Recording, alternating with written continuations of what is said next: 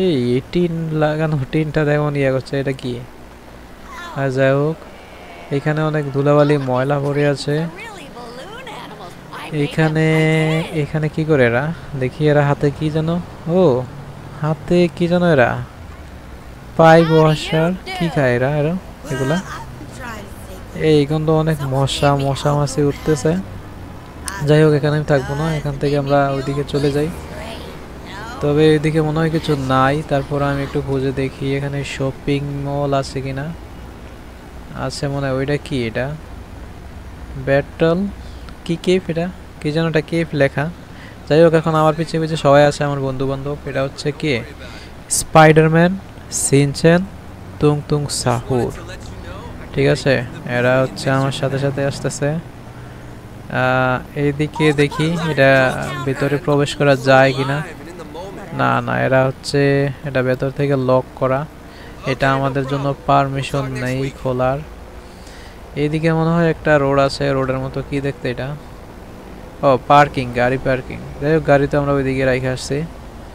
এবার হচ্ছে ওইদিকে একটা কি যেন একটা এয়ার দেখতে পাচ্ছ উপরে, তোমরা কি দেখতে পাচ্ছ এয়ারটা? বিশাল বড় একটা সাইনবোর্ড টাঙানো। ঠিক আছে, তো এখন আমরা রোড পার হচ্ছি, সিগন্যাল দিয়ে রাখছে। ওকে, তো এখন হচ্ছে আমরা গিয়ে দেখব যে এখানে কি আছে ইয়াতে। আমার এই জুতা এবং এই গেঞ্জি অনেকদিন ধরে পরে আছি, যার কারণে এগুলা চেঞ্জ করব। এখানে অনেক মানুষ দেখতে পাচ্ছি।